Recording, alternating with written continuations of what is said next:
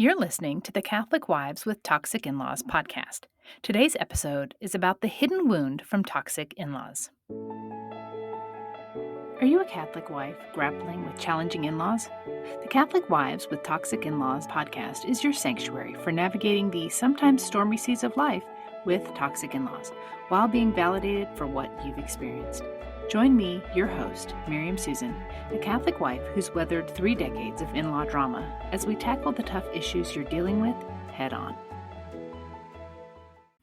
Hello, welcome to this week's episode. I'm your host, Miriam Susan, and today we're going to be talking about a hidden wound that many of us have from our toxic in-laws. But before we get into just what that hidden wound is, I want to share with you this week's scripture reference. And it is from the book of Proverbs, chapter 18, verse 21, and it is from the New Revised Standard Version Catholic edition.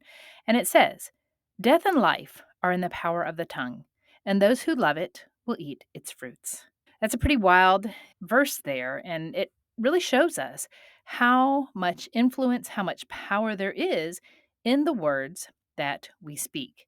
And my 10th grade English teacher in high school talked about how words are power. And that's what we're going to be talking about today, is this power that we have with our words and how those words can actually wound others. So you know that feeling that you get sometimes when your mother-in-law or your father-in-law say something and it just sits wrong with you for days. Maybe it was a comment that was disguised as helpful advice, or it was said with a really sweet smile, but something inside you maybe felt like you were just crushed, or you got a sucker punch to the gut, even if you can't put your finger on just why it was. Today, I want to talk about something I learned about from Dr. Caroline Fleck, who is a Stanford psychologist, and she discovered that this hidden wound is called invalidation. Let's first begin by talking about what invalidation is. What is invalidation? Well, invalidation is when somebody dismisses or minimizes or denies your feelings, thoughts, or experiences. Basically, it's not just like disagreeing, it's where they make you feel like your reality does not matter. So, what are some common phrases that really are what a lot of toxic in laws use to invalidate us? Phrases like, "You're being too sensitive," or "That's not what happened," or "You're overreacting," or "I didn't mean it that way." Those are all very invalidating phrases, but the tricky part is that those phrases, they often sound kind of reasonable on the surface, but there is an art to many of the things that our toxic in-laws do, isn't there? I like to sometimes refer to the things that my mother-in-law does as just that's like her art form. That's her medium. She has gotten so good at the toxic things that she does. And so if your toxic in-laws art form is invalidation, then this is probably going to feel very, very familiar. You might have experienced something that can be played off as the loving concern and validation. When they say something like, "Well, I'm only saying this because I care, but," and then they rip you to shreds. "I'm only saying this because I care, but it looks like you've put on quite a bit of weight since you had your last baby." That's pretty mean. That's that's really, really ugly. And it makes you question if you are being ungrateful for their love, because the way they frame it out, "I'm only saying this because I love you. I'm only saying this because I care." And then they totally invalidate you or they totally put you down after they say that statement. If somebody really did love you, they wouldn't say things to purposely hurt you. But people that are really toxic know how to phrase things, don't they? To make it sound like you're the crazy one and you're overreacting, and they were just saying something because they care. Then there's also the, "Well, that's just how we are," invalidation. It means that your feelings about their behavior don't matter because that's just how their family does it. That's just how they do things. And this kind of invalidation really comes into play when you put boundaries in place. If you have different boundaries than what are acceptable to the people that you're putting the boundaries on, then you get labeled as difficult when all you're doing is trying to set boundaries. You're not trying to change people, but when they say, well, that's just how we are, that's really them saying, too bad, so sad. We're not going to do things the way you want to do it because we are going to do things the way we've always done it.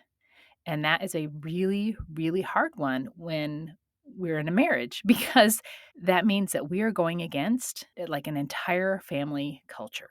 So that one's really, really hard to butt up against because you are seen as the outsider and here you come in and it looks like to them that you're making all these changes when really you're just trying to set healthy boundaries and you're the first one probably maybe ever, but probably that has had the courage to stand up and put boundaries into place, and they don't like it. Then there's the, well, you're too sensitive invalidation.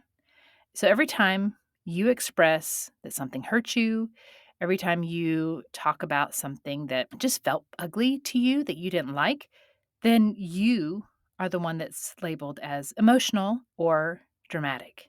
And unfortunately, our husbands sometimes will echo this statement because that's the culture that they grew up in. So if it was never okay for you to be hurt by somebody's teasing in his family, then that's going to be projected onto you. And it can even be projected onto your children. And that's really where we as mothers have to draw the line. Yes, our husbands can, they will make their decisions in regards to their family. But when it comes to your kids and you see this kind of damaging invalidation, this kind of damaging behavior being pushed on your kids, that's where we have to stand up and we have to do something about it because we don't want this to continue. And then another invalidation that many of us have faced is, well, I never said that. That's a fun one because it's your word against somebody else's. And then they can gaslight your memory of the different conversations that you had. And so it makes you doubt your own experiences. And unless you are recording everything that you say, it's very easy for somebody to come back and say, well, I never said that, or I didn't say it like that. That's not what I said. And that's a really, really easy one for toxic people to throw out at you because you will have no proof that it's anything else but the way they said it or the way they didn't say it. That's a really sticky one. And I can't stand that one because it really is just a matter of he said, she said, or she said, she said. So why do these things hurt so much? Well, Dr. Fleck's research shows that invalidation attacks our core need to be seen and to be understood. And according to Dr. Fleck, being told you're fine or you're too sensitive or whatever, when you know something is wrong, is so, so damaging because you know it. And then somebody's telling you that you're fine. Then it makes you think, well, should I be fine? Why am I feeling this way if I'm fine? And then it results in this whole internal conflict, and that becomes very damaging to our emotional well being. And then Dr. Fleck also talks about how invalidation, it doesn't just hurt your feelings. It's not just about hurt feelings. It starts to get to the point where you become disconnected from your truth, from who you know you are, from the things that you know you experienced. But invalidation comes in and really shakes that foundation of your belief in how you perceive things and how you see the world and how you interpret it.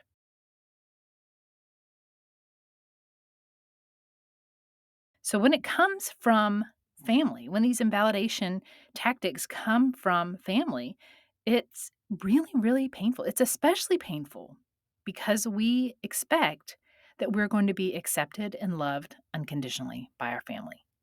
Now, not all of us had that. So many of us enter into a marriage situation thinking, okay, well, this is going to be the family that finally loves and accepts me. And when it's not, then it even more seems to hurt us because then we start to internalize, well, we're not lovable. We can't be accepted. There's nothing good about us to accept and love. And so it begins to erode our confidence in our own perceptions. And then we start wondering if maybe we are the problem.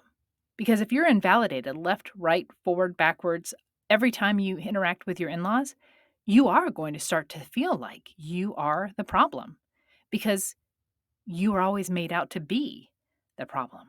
So there's a deeper impact, even beyond all this, that we might not see. And that's kind of why I call it this hidden wound, is that it gets to a point where if you've been in a relationship with your husband and his parents for some time, you will begin invalidating yourself before they even get the chance because they get into your head.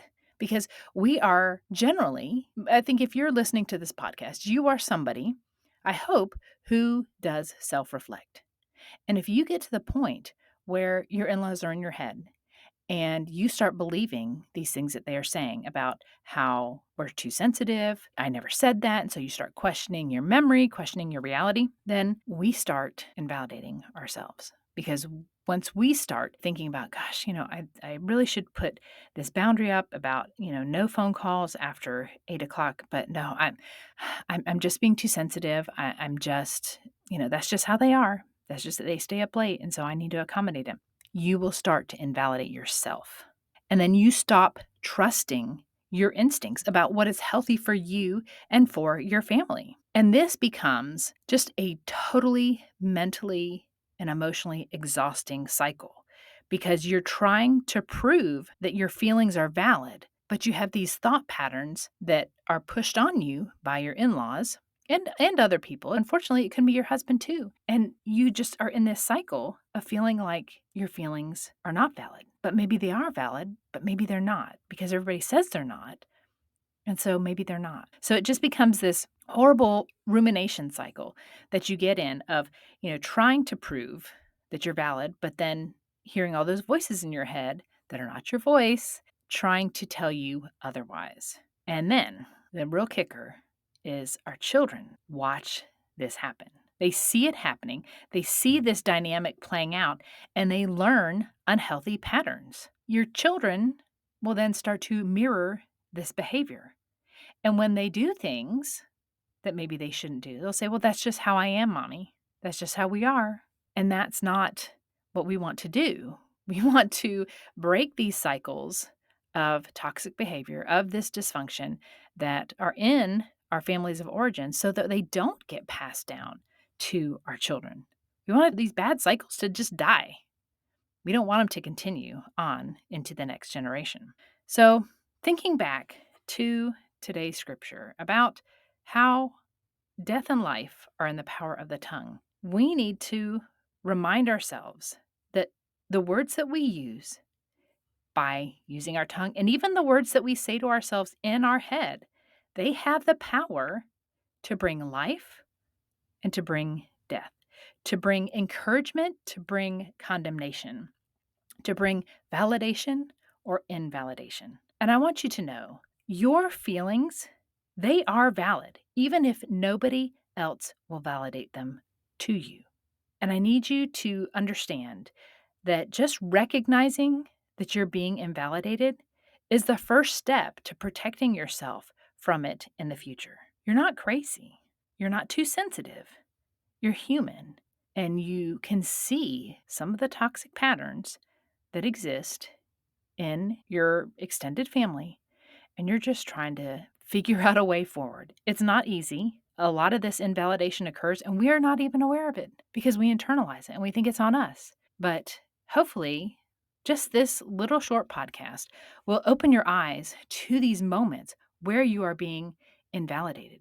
And then you can take these moments to your husband and say, when your parents talk to me like this, it makes me feel like what I think and what I feel does not matter. And I don't want that to continue. Or if you see it happening to your children, that's definitely something you really need to address with your husband. Honey, I saw the way your parents invalidated our child when they got hurt. Maybe your child was running around like children do, and children are accident prone. and they don't see, the consequences of the actions that they take until it actually happens. And maybe your child got hurt, bumped their head on the coffee table, and your in-laws look at them and say, "Oh, you're fine. It's not that big of a bump. It's not even bleeding." Well, to your child, they're thinking, "Well, this hurts. Maybe I don't have blood dripping down my face, but I have a bump and it's throbbing and it's painful." And then they're being told they're fine. That doesn't hurt. It's no big deal. That's where we have to step in. That's where we as moms have to step in and call out this invalidation and just say, "You know what? It maybe doesn't look that bad to you, but my child says he's hurting. And so I'm giving him the benefit of the doubt that he is hurting." And that's a way to stand up for your kids in those kinds of situations. Remember, being invalidated does not mean that whatever is being said is true. People who try to invalidate you are trying to cause you to doubt your reality. And maybe they don't even do it consciously, but that's the result.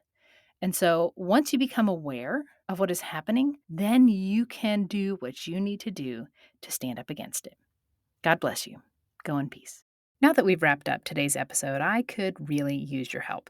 If this message resonated with you, would you take just 30 seconds to leave me a review? Reviews are how other Catholic wives can find this podcast, and you know how much we all need to know that we're not alone in this challenging journey. Your review might be exactly what another woman needs to realize that she's not crazy. It takes just a few seconds, but makes a huge difference. Thanks so much for listening, and I'll catch you next time. Thanks so much for tuning in to today's episode. If you've ever wondered just how toxic your relationship with your in-laws really is, I've got the perfect tool for you. Introducing the new free Toxic In-Laws Assessment, a self-graded quiz designed to help you identify the true level of toxicity in your relationship with your in-laws. Whether you're unsure if your in-laws are really that bad or you think they might be worse than you realize, this assessment will give you the clarity you need. Don't leave it to guesswork. Take the free Toxic In-Laws Assessment now and start your journey towards healthier and more peaceful family dynamics. Visit desiringpeace.com/quiz to get started. Disclaimer. All content and information on this podcast and our website, including our programs, products, and/or services, is for information and educational purposes only and does not constitute professional medical, psychiatric, or mental health advice of any kind, and does not establish any kind of professional client relationship by your listening to this podcast or use of my website. A professional client relationship with you is only formed after we have expressly entered into a written agreement with you that you have signed, including our fee structure and other terms to work with you in a specific matter. Although we strive to provide accurate general information, the information presented here is not a substitute for any kind of professional advice, and you should not rely solely on this information. Always consult a professional in the area for your particular needs and circumstances prior to making any professional, medical, or mental health related decisions.